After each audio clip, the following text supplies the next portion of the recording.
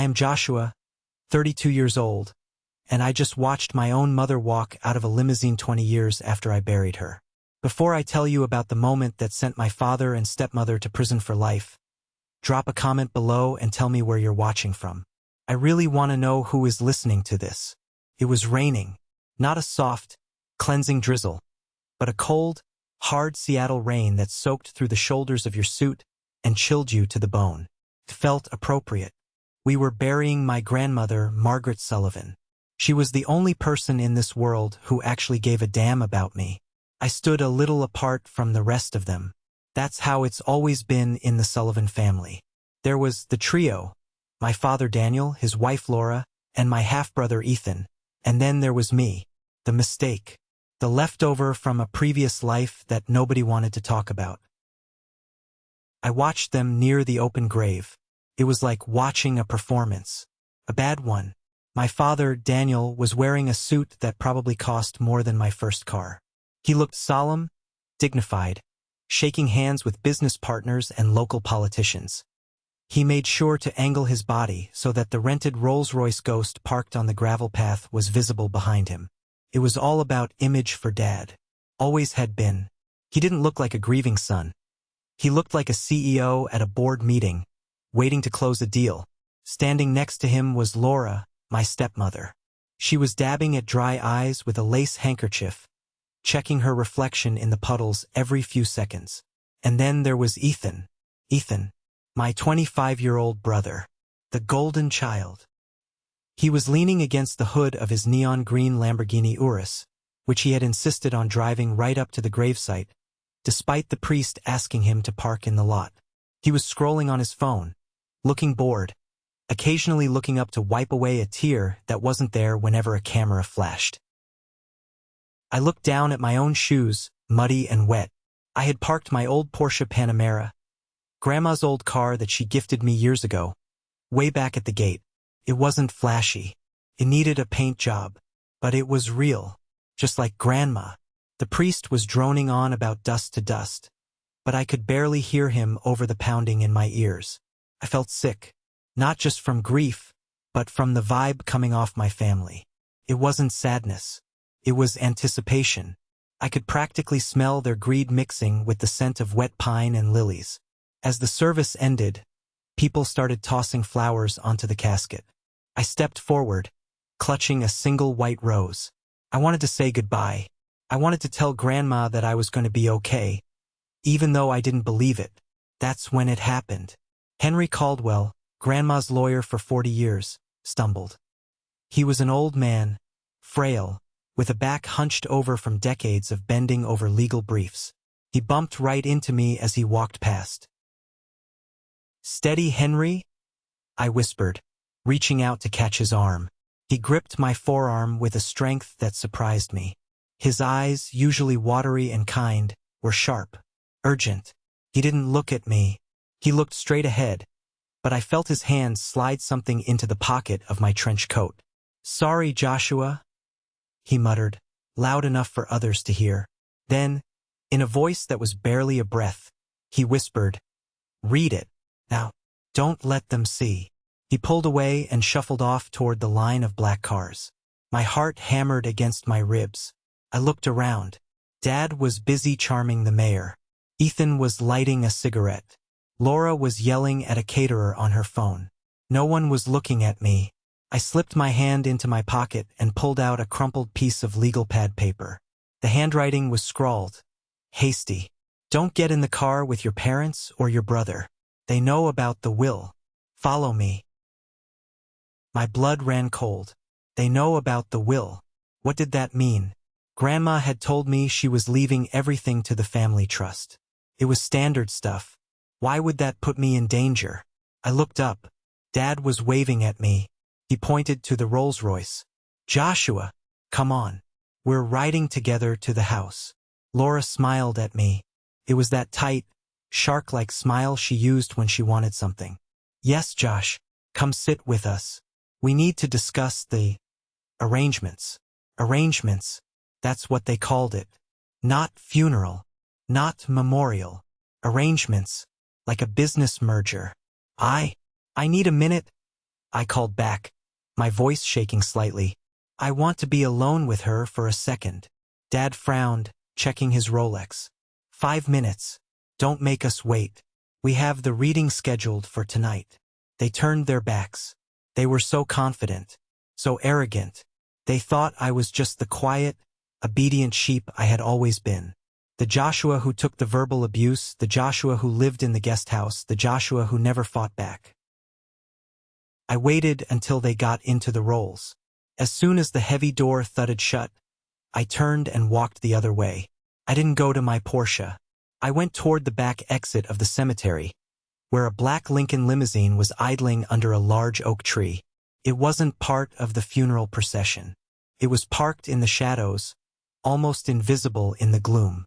Henry was standing by the rear door, holding an umbrella.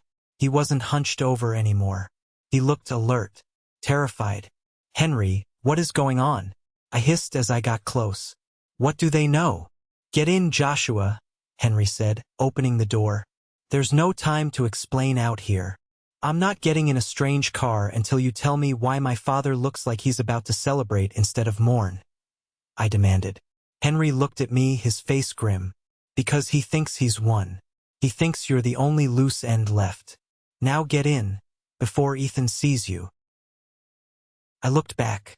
The neon green Lamborghini was starting up, the engine roaring like a beast in the quiet cemetery. Ethan was revving it, showing off. He would be looking for me in the rearview mirror any second. I ducked my head and scrambled into the back of the limo. The interior was dark, smelling of leather and expensive perfume. A scent I hadn't smelled in a very long time. It triggered a memory so deep, so buried, I almost got dizzy. Vanilla and old books. "Hello, Joshua," a voice said from the shadows in the corner. I froze. The partition window was up. The rain drummed on the roof. I slowly turned my head. Sitting there, dressed in a black suit that looked tailored in Paris, was a woman. She had gray streaks in her hair now, and fine lines around her eyes. But I knew those eyes. I saw them in the mirror every morning. My breath caught in my throat. I couldn't speak, couldn't breathe. My brain was trying to reject what my eyes were seeing. "No," I whispered. "No, this isn't real." "It's real," she said softly. She reached out a hand. Her fingers were trembling. "You're dead?" I choked out, pressing my back against the door. "You died. 20 years ago. The car accident. Dad said you burned. He wouldn't let me see the body because there was no body, Joshua." Tears welled up in her eyes. "I didn't die in that crash, honey. I ran. I had to run. It was Catherine, my mother, the woman I had mourned for 2 decades. The woman whose photo I kept hidden under my mattress because Laura would throw it away if she found it. She was sitting 3 feet away from me, alive. Why?" I managed to ask, the anger rising up to meet the shock. "Why did you leave me with them? Do you know what they did to me? Do you know what it was like growing up in that house alone?" "I know," she said, her voice breaking. "I know everything. Margaret told me. Grandma knew. She's the one who hid me," Mom said. "Joshua, listen to me. We don't have much time.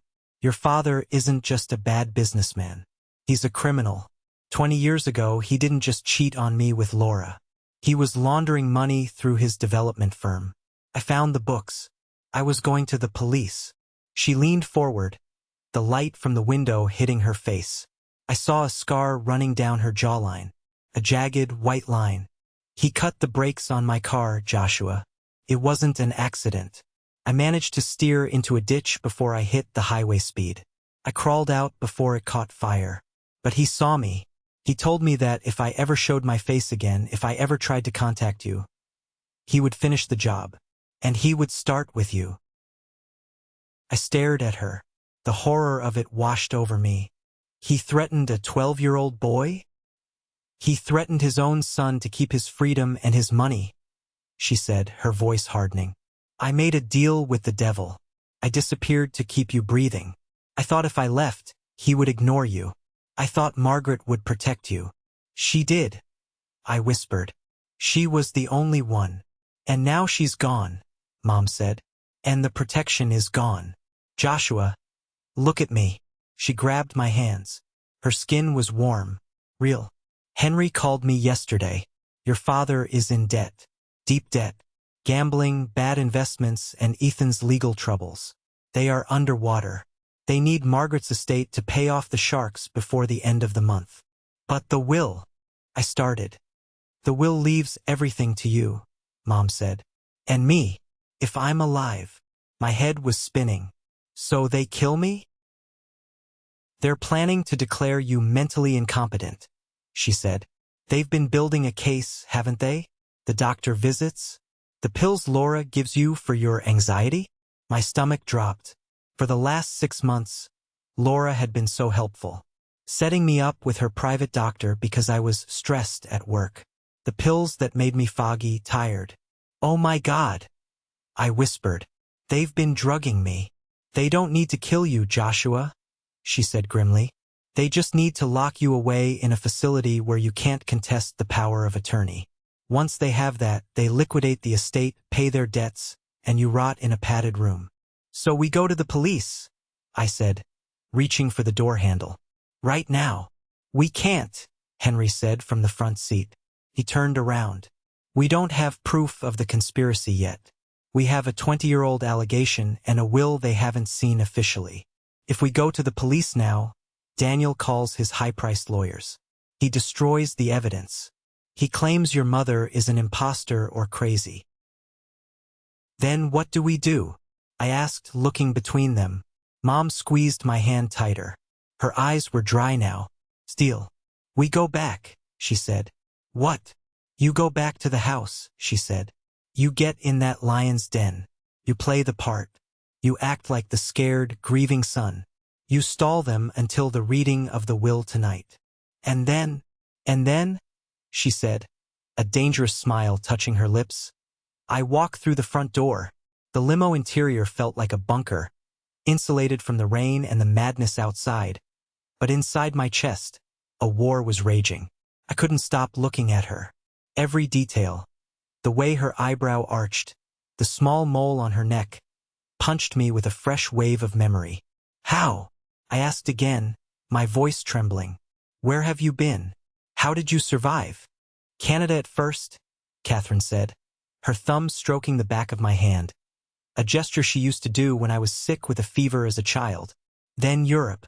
Margaret funded it all. She siphoned money from her private accounts for years. Small amounts so Daniel wouldn't notice. She bought my silence, Joshua. Not to protect Daniel, but to buy your life. She reached into her sleek leather bag and pulled out a tablet. Look at this. She swiped the screen and handed it to me. It was a bank statement. But not just any statement. It was a ledger of illegal offshore transfers. Your father isn't just broke, Joshua. He's desperate. He and Ethan borrowed $4 million from a private lending group in Macau to cover Ethan's accident. I looked up sharply. Accident? What accident?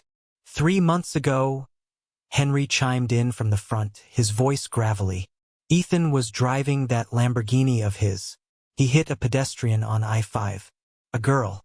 She didn't make it. My jaw dropped. What? There was nothing in the news. Exactly, Henry said. Because Daniel paid to make it go away. He paid the witnesses, he paid a corrupt officer to lose the footage, and he paid the girl's family a settlement that wiped out his liquid cash. But he didn't have the cash. He borrowed it. And now the lenders want it back. With interest. If they don't pay by Friday, Mom said, the people they owe money to won't sue them. They'll kill them.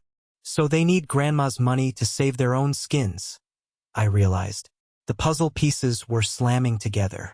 The sudden kindness from Laura. The way Dad had been pushing me to sign administrative papers last week. The estate is worth $50 million, Henry said. The house, the land, the portfolio. It solves all their problems. But only if you aren't standing in the way. They think the will splits the money 3 ways, I guessed. They think it goes to the trust, which Daniel controls as executor, Henry corrected. That was the old will, the one from 2010. But Margaret changed it 5 years ago. When she found out about me, Mom looked deep into my eyes. She left it all to you, Joshua, with a clause. If I returned, half goes to me. If not, it's all yours. Daniel gets $1. Laura gets nothing. Ethan gets nothing. $1, I repeated. She left him $1? So he couldn't claim he was forgotten by mistake, Henry said with a dry chuckle. Margaret had a sense of humor. But here is the problem, Mom said, her face turning serious again. Henry has the will, but Daniel has the power. He has the connections. If he finds out about the new will before we are ready, he will burn the house down with the documents inside if he has to. Or he'll kill me tonight, I finished. They won't do it violently, Mom said. They are cowards. Poison. An overdose. A tragic suicide of a grieving grandson. That's Laura's style. She reached into her bag again and pulled out a small, clear earpiece and a tiny black button. Put this in your ear. And put this button under your collar. It's a transmitter. I need to hear what they are saying when you aren't in the room. And I need to be able to talk to you. I held the tiny device. Felt like something out of a movie. You want me to spy on them? I want you to survive them, she said fiercely. Joshua, you have to understand. The woman you call Mom, Laura, she has been mixing crushed sedatives into your food for weeks.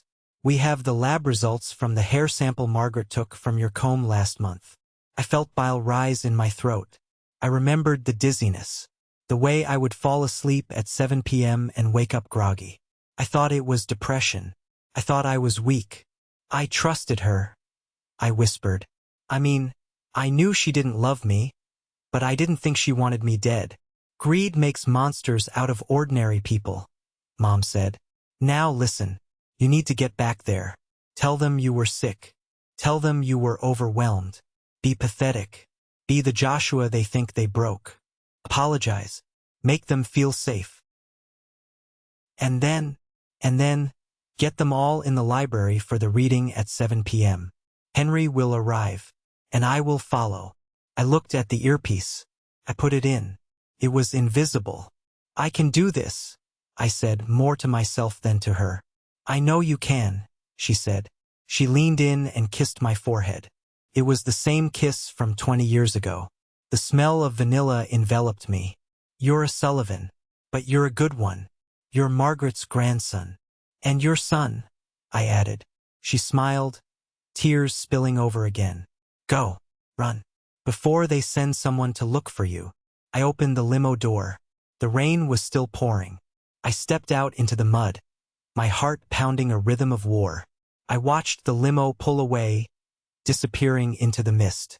I stood there for a second, taking a deep breath of the cold air. I wasn't the sad, lonely architect anymore. I wasn't the mistake. I was the Trojan horse. I turned and ran back toward the main road, towards the parking lot, where the Rolls-Royce and the Lamborghini were waiting. My phone buzzed in my pocket. It was a text from Ethan. Where the hell are you, freak? Dad is pissed. Get to the house. Don't make us come find you. I stared at the screen. Freak. That's what he called me when no one was around. I typed back. Sorry. Stomach issues. Coming now. I got into my Porsche Panamera. The leather was cracked. The engine made a wheezing sound when I turned the key, but it started. It always started. I drove out of the cemetery gates. I could see the taillights of the Rolls-Royce far ahead, winding up the hill toward the Sullivan estate. The estate was a sprawling mansion on a cliff overlooking the Sound. It was beautiful, cold, and imposed fear. I used to hide in the attic to avoid Dad's lectures about how I wasn't ambitious enough or cutthroat enough. Tonight, I was going to show him exactly how cutthroat I could be. As I drove, Mom's voice crackled in my ear. Testing. Joshua, can you hear me? Loud and clear, I said to the empty car. Good. Remember, don't eat anything. Don't drink anything unless you open it yourself. And watch Laura. She's the dangerous one. Daniel is the hammer, but she is the hand that swings it. Understood. I pulled up to the iron gates of the estate. They swung open slowly. I drove up the long driveway, lined with perfectly manicured hedges. The house loomed ahead, lights blazing in every window. It looked like a castle, a fortress. I saw the Rolls-Royce parked by the fountain. The driver was polishing a smudge of rain off the door. Ethan's Lamborghini was parked crookedly across two spaces, aggressively claiming territory. I parked my Porsche off to the side, near the service entrance. Just like I always did. Know your place, Joshua. Keep your head down. I stepped out of the car.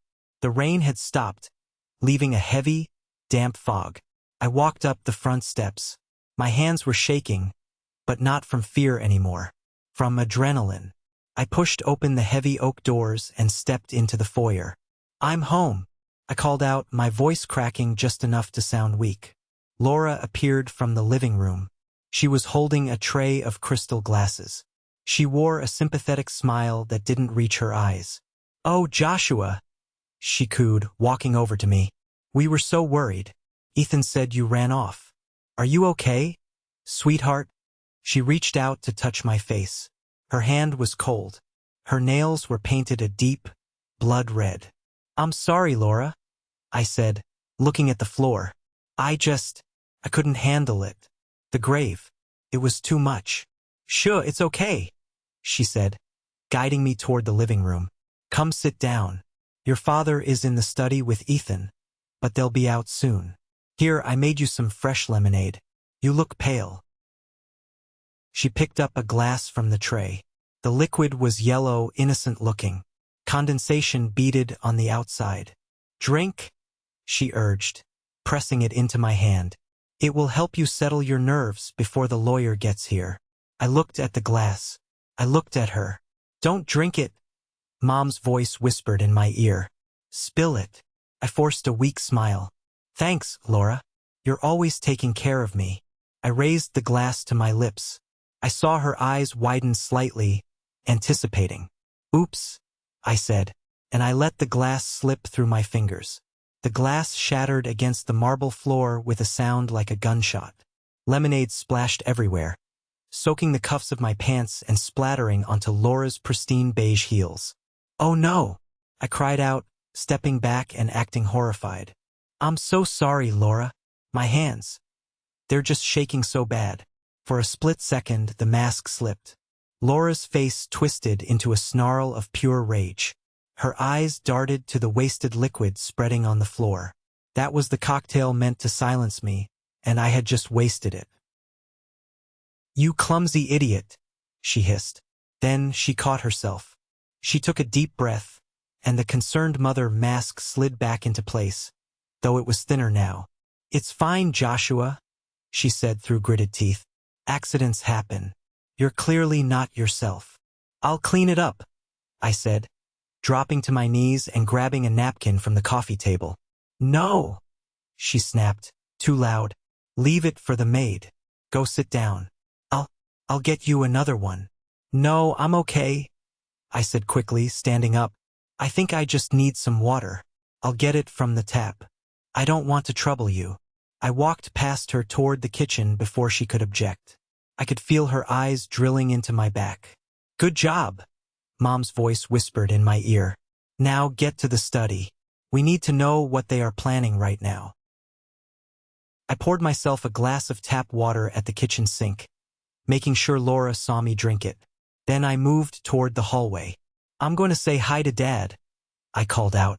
"He's busy," Laura shouted from the living room. "Joshua, don't go in there." I ignored her. I walked softly down the corridor to the heavy mahogany doors of the study. I could hear voices inside. Raised voices. I didn't knock. I pressed my ear against the wood, and I slid the tiny transmitter button from under my collar, sticking it to the bottom of the door frame where it wouldn't be seen. "I can hear them," Mom whispered. "Clear signal." Inside, Ethan was whining. It was a sound I had hated since we were kids. "Why do we have to wait for the old man?" Ethan was saying. "Just forge the signature, Dad. You've done it before." "Shut up, Ethan," Dad's voice boomed. He sounded stressed. I could hear the clink of ice in a tumbler. "Scotch," He always drank scotch when he was cornered. Henry is old school. He follows the rules. If we mess with the will before the reading, he'll spot it. We have to do this by the book. Until the ink is dry. But the lenders are calling me every hour, Ethan said, his voice rising in panic. They said if they don't see a transfer by midnight, they're coming for the car. And my knees. I know, Dad shouted. A hand slammed against a desk. Why do you think I'm doing this? Why do you think I put up with that useless brother of yours for 30 years? For this moment. Margaret's estate covers the debt, buys your freedom, and leaves us with enough to retire in the Caymans. What about Josh? Ethan asked. What if he fights it? He won't fight anything, Dad said, his voice dropping to a sinister low. Laura is handling him. By the time Henry gets here, Joshua will be so sedated he won't be able to read his own name, let alone a legal contract. We'll guide his hand to the signature line on the power of attorney. Then we commit him tomorrow morning. Grief-induced psychosis. Dr. Evans has the papers ready. I leaned back against the wall, my heart racing. Hearing it confirmed, hearing my own father plot to institutionalize me, hurt more than I expected. I knew they were bad. But this was evil. Record everything, Catherine? I whispered, barely moving my lips. I have it, Mom replied. Every word. That confession about forging signatures? That's 5 years in prison right there. But we need more. We need them to admit to the murder attempt on me. And the murder of that girl Ethan hit. Suddenly, the door handle turned. I jumped back just as the door swung open. Dad stood there, looking flushed and angry. He was holding a crystal tumbler of whiskey. Joshua, he barked, surprised. How long have you been standing there? Just got here? I lied, keeping my face blank. Laura said you were busy, but I wanted to apologize for missing the ride home. Dad stared at me, searching for any sign that I had heard them. I made myself look small, shoulders slumped, eyes downcast, the posture of a beaten dog. It worked. He relaxed. Well, you're here now, he grunted. Come in. Sit down. We need to talk about your future. I walked into the study. The air smelled of cigar smoke and expensive leather. Ethan was sitting on the edge of the massive oak desk, swinging his legs. He smirked when he saw me. Hey, big brother, Ethan said. Nice of you to join us. Hear you had a little tummy ache. Something like that, I muttered, taking a seat in one of the wingback chairs. Dad walked around the desk and sat in his massive leather chair, Grandma's chair. It looked wrong with him in it. He looked too small despite his ego. Joshua, Dad began, putting on his concerned father face. We're worried about you. You haven't been acting rational lately. The stress of the job, your grandmother's illness, it's taken a toll. I'm fine, Dad, I said softly. You're not fine, Ethan interrupted. You're a mess. Mom said you were shaking like a leaf. You dropped a glass. You're unstable, man. Ethan is right, Dad said smoothly. That's why we've made a decision. As a family, we think it's best if you take a break. A long one. There's a facility in Switzerland. Very private. Excellent care. Switzerland? I asked, feigning confusion. It's for the best, Dad said, sliding a document across the desk. We just need you to sign this temporary guardianship form.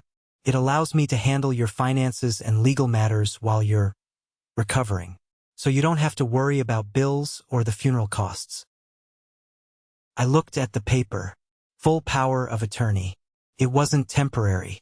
It was permanent. I should probably read it first, I said, reaching for it.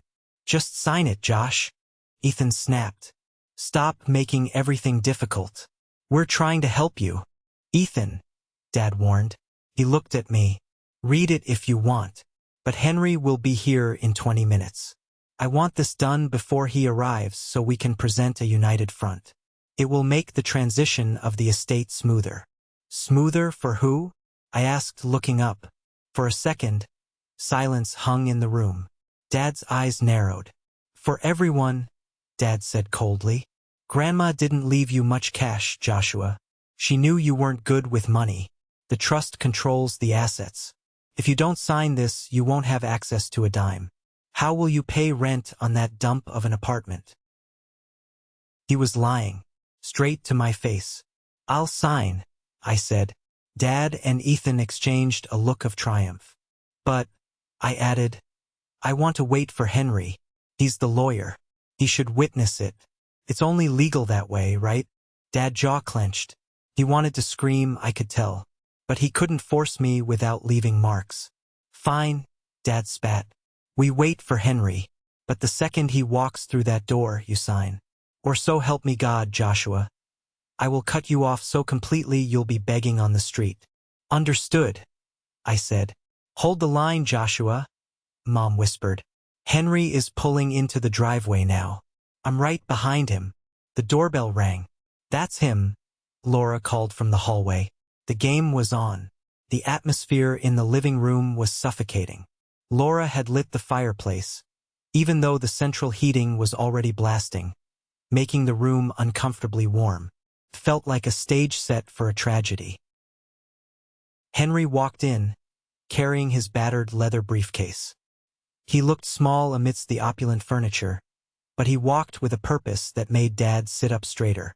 Henry, Dad said, standing up and extending a hand. Good to see you. Sad circumstances, of course. Henry ignored the hand. He walked straight to the coffee table and set his briefcase down with a heavy thud. Daniel, Laura, Ethan. Henry nodded to each of them curtly. Then he looked at me. Joshua. Hello, Henry, I said. Let's get this over with, Ethan said from the couch. He was bouncing his leg nervously. I have a flight to catch in the morning. Going somewhere, Ethan? Henry asked, opening the briefcase. Maldives, Ethan smirked. Celebration of life trip. Grandma would have wanted me to be happy. I doubt that, Henry muttered under his breath. What was that? Laura asked sharply.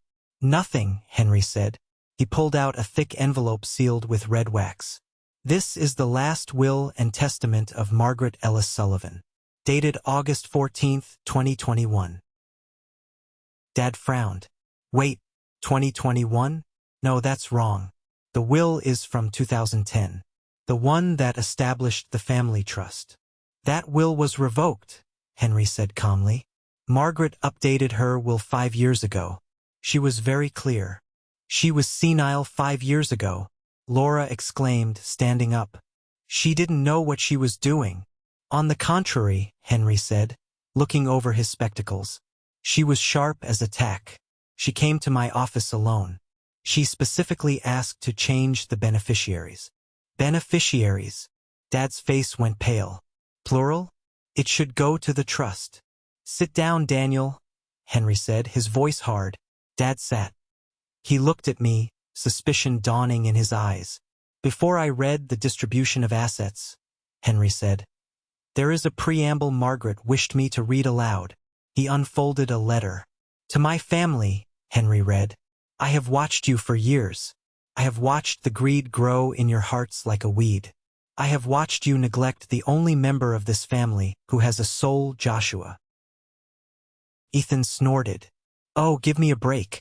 Saint Joshua. I have watched, Henry continued, raising his voice. As you spent money you didn't earn on cars you didn't need, while Joshua drove my old car and worked for a salary.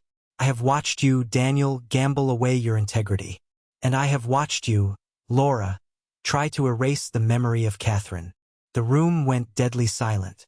Don't say her name, Dad whispered. Don't you dare speak about her. Why? I asked, speaking up for the first time. Why can't we talk about Mom? Because she's dead, Dad shouted, turning on me. She's dead and she's gone and she ruined this family. Did she? I asked, locking eyes with him. Or did you ruin it when you cut her brake lines? Dad froze. Laura gasped, her hand flying to her mouth. Ethan looked between us, confused. What did you say? Dad asked, his voice a low growl. I know, Dad, I said, standing up.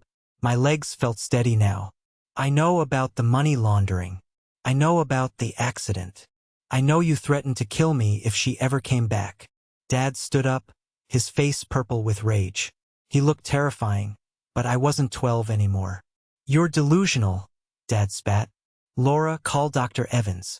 He's having an episode. He needs to be sedated now. I'm not calling anyone, Laura said, her eyes fixed on the hallway entrance behind me. She was trembling. Call him, Dad roared. And get that paper signed. Daniel, Laura whispered, pointing a shaking finger past my shoulder. Look, Dad turned around.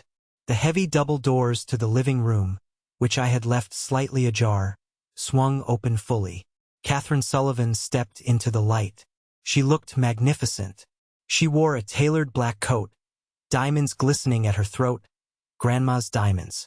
She held her head high, her gaze sweeping across the room like a queen inspecting her executioners. For a moment, time stopped. The only sound was the crackling of the fire. Dad looked like he had been struck by lightning. His mouth opened and closed, but no sound came out. He staggered back, hitting the edge of the fireplace mantel. Hello, Daniel, Mom said. Her voice was cool, smooth, deadly. You look older. See, Catherine, Dad stammered. He rubbed his eyes. No, this is a trick. A hologram. You're dead. I saw the car. I saw the report. You saw a fire, Mom said, walking slowly into the room. She stood next to me. I felt her strength radiating off her. You didn't stay to check the wreckage, did you? You were too busy driving away to celebrate with your mistress. She turned her gaze to Laura. Laura was shrinking into the sofa. The arrogant, controlling stepmother was gone. In her place was a terrified woman realizing her entire life was built on sand. Laura, Mom said, I see you're still using my china and wearing my pearls. I, Laura stammered. And you? Mom looked at Ethan. Ethan was staring at her with his mouth open. Who is this? He asked stupidly. This is my mother, I said, my voice ringing with pride. The one they told you was dead. But if she's alive, Ethan looked at Dad. Dad, if she's alive, does that mean? It means the will changes, Henry said, stepping forward. Clause 4, Section B. In the event that my daughter-in-law, Catherine Sullivan, is found to be alive, proving the deception of my son Daniel, the entirety of the estate shall be split equally between Catherine Sullivan and Joshua Sullivan. No, Dad screamed. That's impossible. She can't be alive. I killed her. The room went silent again. Dad's eyes widened. He realized what he had just shouted. He clamped a hand over his mouth, but the words were already hanging in the air. Did you get that? I thought to myself, hoping the recording was clear. You admit it, Mom said softly. You admit you tried to kill me. I didn't mean. Dad stammered, sweat pouring down his face. I meant, I killed the memory. Save it for the jury, Daniel, Henry said. You can't prove anything. Dad shouted, regaining some of his bluster. This is a setup. She's an imposter. I'll sue you. I'll bury you all. He lunged toward the table to grab the will. Don't touch it, I said, stepping in front of Henry. Dad shoved me hard. I stumbled back, knocking into the coffee table. You ungrateful little brat, Dad yelled, raising his fist. I should have finished you off years ago. Hey, Ethan shouted, standing up. Dad, stop. Shut up. Dad swung around, wild-eyed. We are losing everything. Don't you understand? The money, the house, it's gone. I don't care about the house, Ethan yelled. You said you killed her? I did what I had to do, Dad screamed. To protect us. To get the money so you could drive that stupid car and act like a big shot. And what about the girl? Mom asked calmly. The one Ethan killed on the highway? Ethan went white. How do you know about that? We know everything, I said. We know about the bribe, the cover-up, the loan from Macau. Laura stood up, her face pale. Daniel, the loan sharks. If we don't pay them tonight, We can't pay them, Dad shrieked. Because she's back. He pointed a trembling finger at Mom. You ruin everything. He reached into his jacket pocket. For a second, I thought he was reaching for a phone. But then I saw the glint of metal. A gun. A small, pearl-handled pistol he kept in the desk. He must have grabbed it when I was in the study. Daniel, no! Laura screamed. Dad pointed the gun at Mom. You should have stayed dead, he hissed. I didn't think. I just moved. I tackled Dad just as the gun went off. Bang! The shot went wild, shattering the mirror above the fireplace. We wrestled on the floor. He was strong, fueled by desperation, but I was younger, and I was fueled by 20 years of hate. I punched him in the jaw. Once, twice. He let go of the gun. It slid across the floor, stopping at Ethan's feet. Ethan looked at the gun, then at his father. Pick it up, Ethan, Dad yelled, blood streaming from his lip. Shoot them, or we all go to jail. Ethan picked up the gun. He pointed it, but not at us. He pointed it at the floor.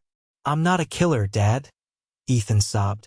I'm just broke. He dropped the gun.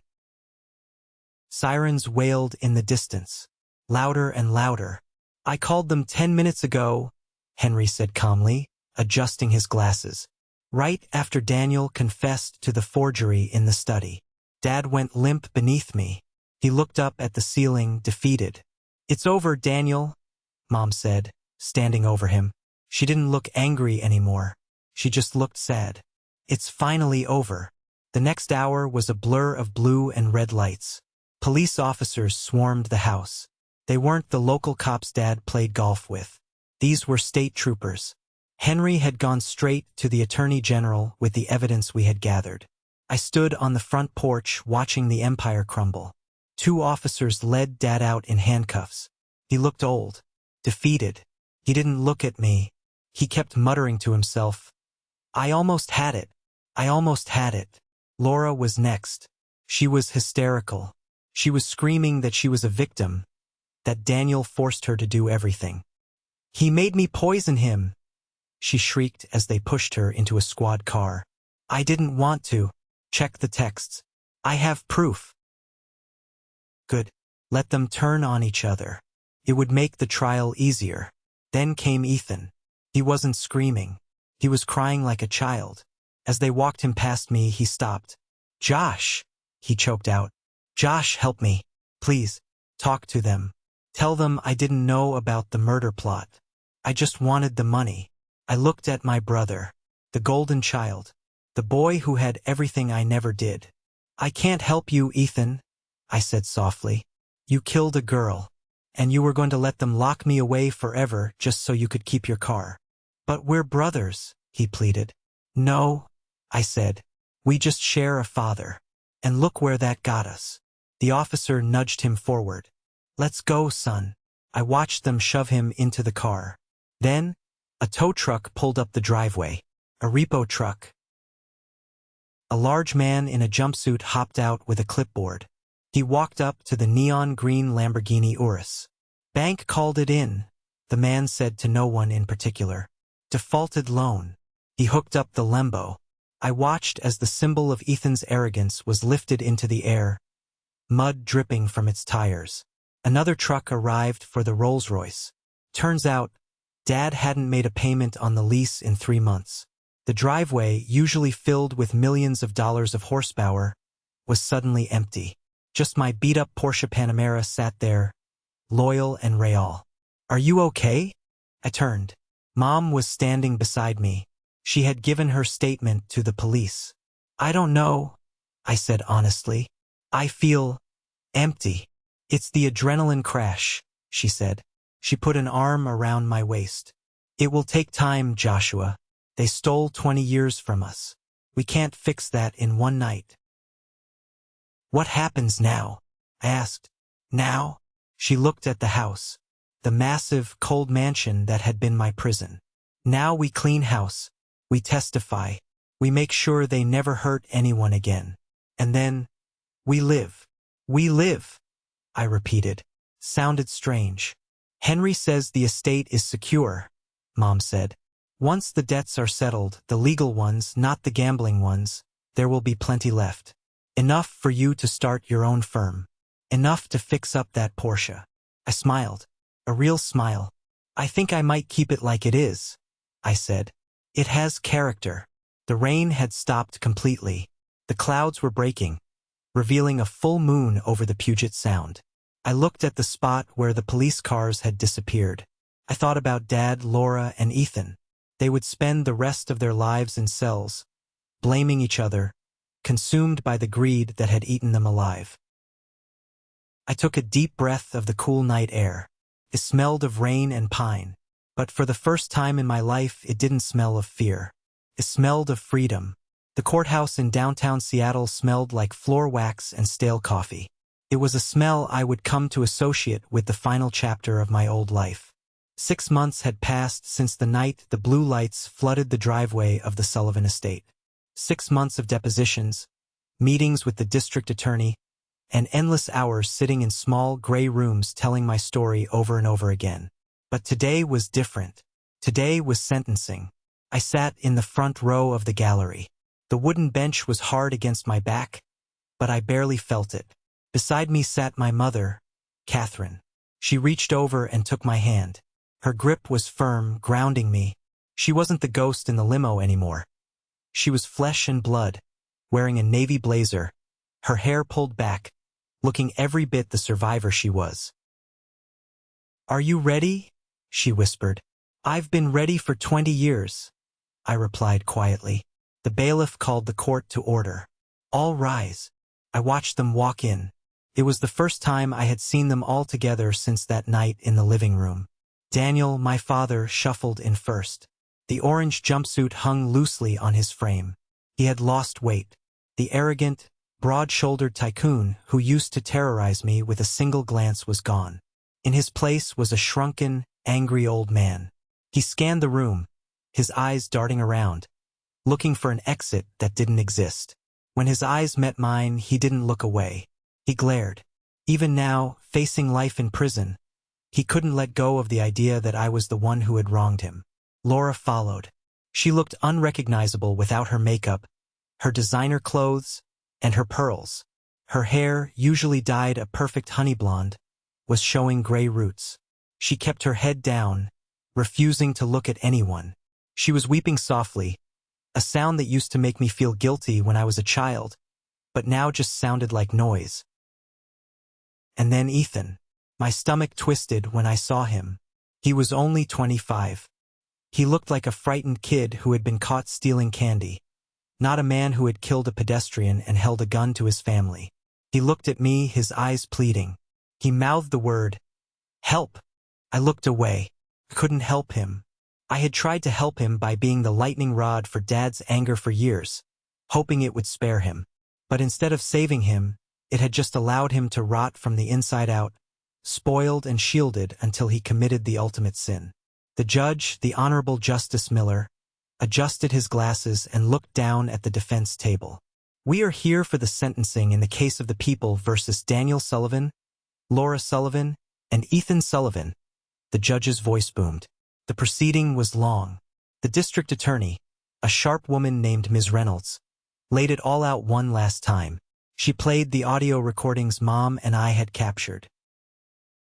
Hearing Dad's voice fill the courtroom, "I did what I had to do, to protect us," sent a chill down my spine. It was the voice of a man who believed he was above the law, above morality. Then, she played the video from the hidden camera in the living room. The jury had already seen it, but seeing it again on the large monitors was impactful. The way Dad lunged, the gun, the look on Ethan's face. But the most damning evidence wasn't the video. It was the financial trail. Henry and the forensic accountants had dug up everything. The money laundering through the construction company. The payoffs to the police officer regarding Ethan's hit and run. The wire transfers to the loan sharks in Macau. It was a web of corruption so dense it was suffocating. When it was time for the victim impact statements, Mom stood up. She walked to the podium with a grace that silenced the room. She didn't read from a paper. She just looked at Daniel. For 20 years, Mom said, her voice clear and steady. I lived in the shadows. I missed my son's first prom. I missed his graduation. I missed the day he got his first job. I missed holding him when he was sick. I missed it all because of fear. Because of you, Daniel. Daniel looked down at the table, his jaw clenched. You stole my life, she continued. But worse than that, you stole Joshua's mother.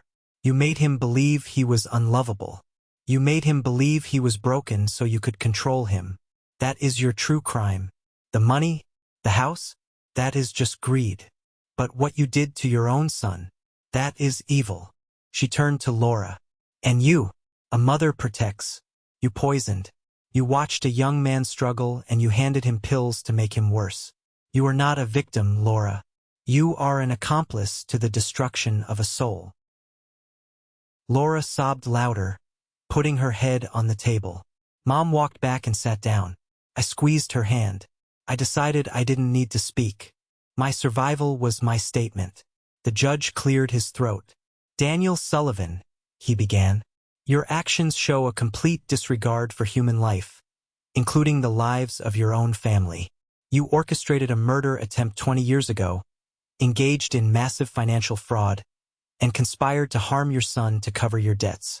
I sentence you to life in prison without the possibility of parole. Daniel didn't react. He just closed his eyes. Laura Sullivan, the judge continued, for conspiracy to commit murder, administering noxious substances, and fraud, I sentence you to 25 years in a federal correctional facility. Laura let out a wail that echoed off the high ceilings.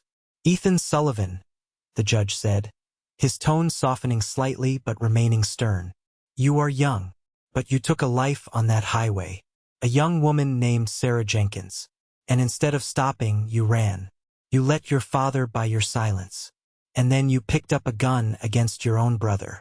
I sentence you to 15 years for vehicular manslaughter and assault with a deadly weapon. Ethan put his face in his hands and wept. As the bailiffs moved in to take them away, Dad stopped.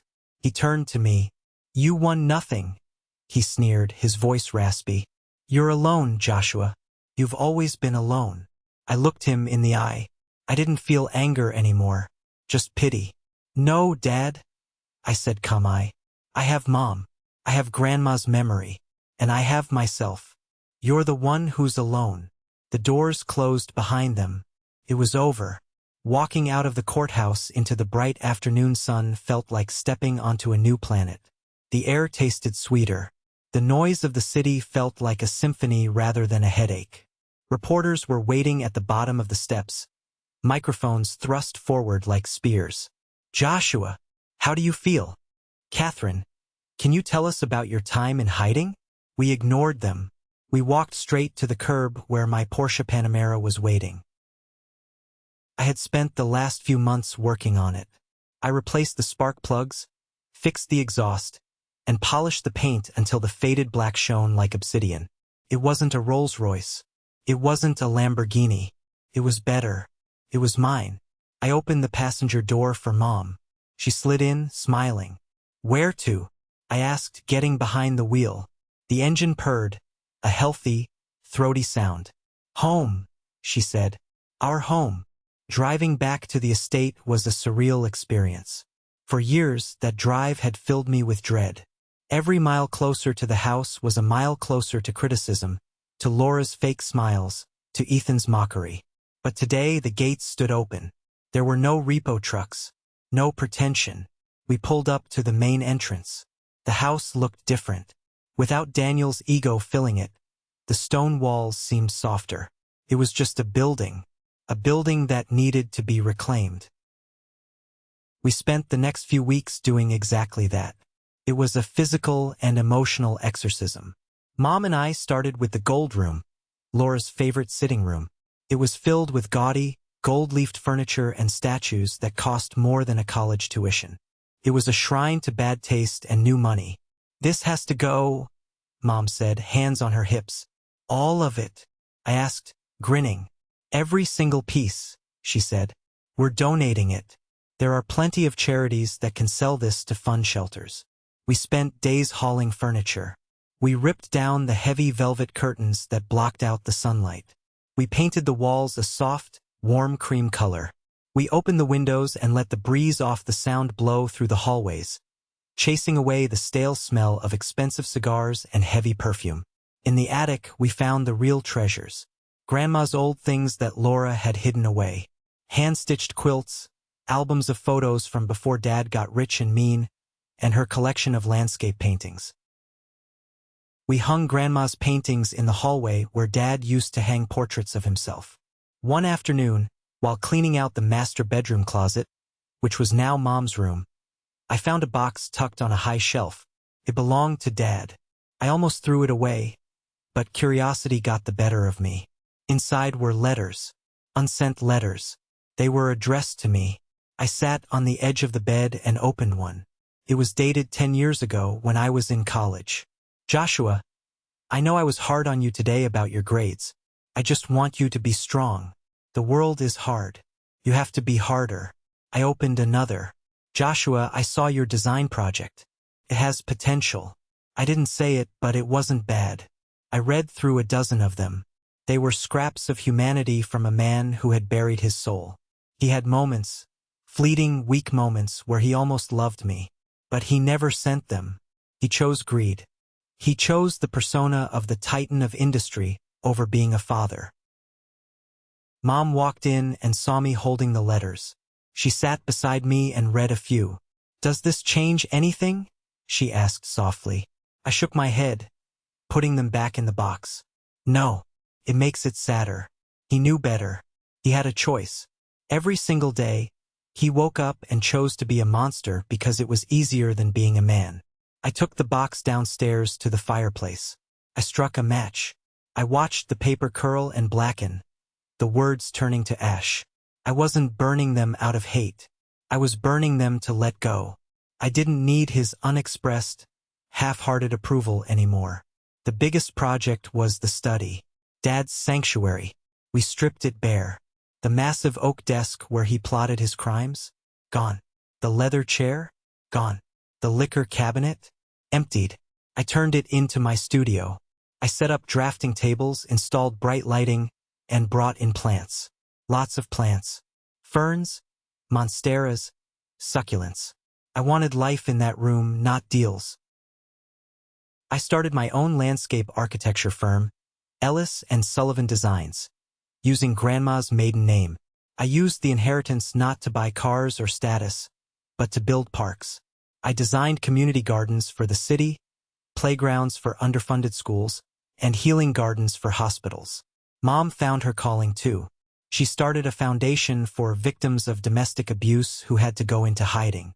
She used her experience, the logistics of disappearing, the fear, the isolation, to help other women escape safely without losing themselves. One evening, about 4 months after the sentencing, Mom and I were in the kitchen. We were cooking spaghetti. Simple, messy, loud. Laura never allowed cooking. We had a private chef or we ordered from 5-star restaurants. The kitchen was for staff. But here we were, flour on our faces, laughing as I tried to rescue the garlic bread from burning. "You know," Mom said, stirring the sauce, "I used to dream about this.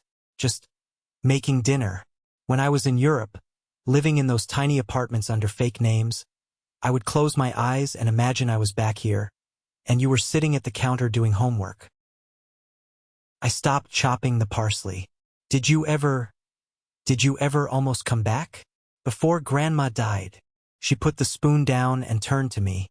Her eyes were wet. "Every day, Joshua. Every single day. There were nights I packed my bag. I would get to the train station, and then I would hear his voice. I'll finish the job. I'll start with him." She walked over and cupped my face. "I stayed away to keep you alive, but I died inside every day I was gone. Do you forgive me?" "There's nothing to forgive," I said, hugging her. "You beat him, Mom. You played the long game and you won. We won." We ate dinner on the back porch, watching the sunset over the water. It was quiet. No arguing, no tension, no fear of saying the wrong thing. Later that night, I went out to the garage. My Porsche was parked there. Next to it, in the spot where the Lamborghini used to be, was Mom's car, a sensible, safe Volvo SUV. I ran my hand over the hood of the Porsche. I thought about Ethan. I had visited him once in prison. Just once. He looked terrible. He had lost the swagger. He cried the whole time, blaming Dad, blaming the system, blaming me. He hadn't learned. He was still the victim in his own story. He asked for money for the commissary. He asked if I could get him a better lawyer. I realized then that you can't save people who don't want to be saved. Ethan was addicted to the easy way out, just like Dad. I left that visitation room and never looked back. I got into the Porsche and turned the key. The engine roared to life. I backed out of the garage and drove down the long, winding driveway. I drove past the spot where Henry had slipped me the note at the cemetery. I drove past the cliffs. I drove just to drive. For the first time in 32 years, I wasn't driving away from something. I wasn't driving to escape. I was driving toward something. I was driving toward my life. It was a Tuesday morning, crisp and clear, when I finally went back to the cemetery. It had been a year since the funeral. A year since the rain, the fear, and the resurrection. The grass had grown over Grandma's grave, knitting the earth back together. It looked peaceful. I knelt down and placed a bouquet of her favorite flowers, white hydrangeas and blue irises, against the headstone. Margaret Ellis Sullivan, beloved grandmother, keeper of secrets. "Hey, Grandma," I whispered. The wind rustled the leaves of the oak tree nearby, the same tree where the limo had hidden. "We're doing okay. The house is happy now. You'd like the garden. I planted those peonies you always talked about." I stayed there for a long time just talking to her. I told her about the new contract I landed for the city park. I told her about Mom's foundation helping its 100th family this month. I told her that I finally stopped taking the sleeping pills Laura had hooked me on, and that I was sleeping through the night for the first time in a decade. Then, I stood up and walked a few rows over, to another grave. Catherine Sullivan, 1965 to 2004, beloved wife and mother. This was the empty grave. The lie. Dad had erected this stone 20 years ago. He had stood here, held my 12-year-old hand, and wept fake tears while my mother was running for her life across the border. I looked at the stone, felt cold, lifeless. Unlike Grandma's grave, which felt warm with memory, this stone felt like a monument to deceit. Mom was waiting for me by the car. She refused to come to this spot. She said she didn't want to visit her own death. I reached into my pocket and pulled out a small sledgehammer I had brought from my toolkit. I looked around. The cemetery was empty. I didn't smash the stone. That would be vandalism, and I was done with destruction. But I took a small chisel and tapped the corner of the base, chipping off a small piece of granite. I put the piece of stone in my pocket. A reminder that lies, no matter how etched in stone, can be broken. I walked back to the car. Mom rolled down the window as I approached. She looked beautiful in the sunlight, wearing sunglasses and a scarf. She looked alive. "You okay?" she asked. "Yeah," I said, getting in. "I just needed to say goodbye to the ghost." "Good," she said. "Ghosts don't pay rent. Let's go get lunch." As we drove away, leaving the dead behind, I started thinking about everything that had happened. I thought about the definition of family. Growing up, I was taught that family was blood, that you stuck together no matter what, that you kept secrets to protect the family name. Dad preached loyalty while he held a knife to our backs. Ethan preached brotherhood while he stole from me. Laura preached motherhood while she poisoned me. They were my blood, but they weren't my family. Family isn't about DNA. It's not about whose last name you share. It's not about who sits at your Thanksgiving table because they have nowhere else to go. Family are the people who stand in the rain for you. Family is Henry, the lawyer who risked his career and his safety to slip a note into my pocket because he promised an old woman he would protect her grandson. Family is Grandma, who played the long game, hiding money and secrets for decades, enduring the presence of a son she knew was rotten, just to ensure that one day, her daughter-in-law and grandson could be free. And family is mom, who died to let me live, and then came back to life to save me again. I looked at her in the passenger seat. She was humming along to the radio. She caught me looking and smiled. "What?" she asked. "Nothing," I said. "Just glad you're here." "I'm not going anywhere," she promised. We turned onto the highway, the road stretching out before us. I used to think that my inheritance was the money. The $50 million, the estate, the portfolio. I thought that was what Dad and Ethan were fighting for and what I had won. But I was wrong. The money was just a tool. It bought the house back. It started the business. It paid for the therapy. But my real inheritance wasn't the cash. My inheritance was the truth. My inheritance was the realization that I wasn't the weak, broken mistake my father said I was. I was a survivor. I was capable of outsmarting them, of standing up to them, of rebuilding from the ashes. And my inheritance was the breaking of the cycle. I wasn't going to be like Daniel. I wasn't going to let greed poison my heart. I wasn't going to let fear dictate my choices. I was Joshua Sullivan. And for the first time in my life, that name didn't feel like a burden. Felt like a beginning. I pulled the car onto the coastal road, the ocean glittering on one side. I rolled down the window and let the wind hit my face. The nightmare was over. The waking up had been painful, brutal, and terrifying. But I was awake now, and the view was beautiful. If you've listened this far, thank you. Really. I know this story was heavy. It wasn't easy to live, and it wasn't easy to tell. But I wanted to share it because I know I'm not the only one. There are so many people out there who are trapped in toxic families, thinking they have to stay because of blood or duty. People who are being gaslit into thinking they are the crazy ones. People who are waiting for an apology that will never come. If my story taught me anything, it's that you have the power to write your own ending. You don't have to accept the role they wrote for you. You don't have to be the scapegoat, the mistake, or the victim.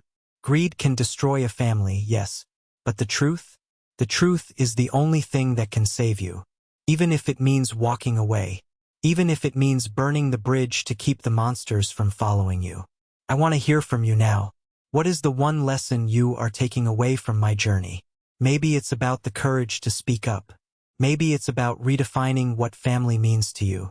Or maybe it's just the realization that it's never too late to start over. Please, leave a comment below. Share your perspective. Or, if you don't have the words right now, just comment good, so I know that we are connected, and that this story mattered to you. Your support tells YouTube to share this with others who might need to hear it. It helps us build a community of survivors, not just victims. Take care of yourselves. And remember, you are stronger than they want you to believe.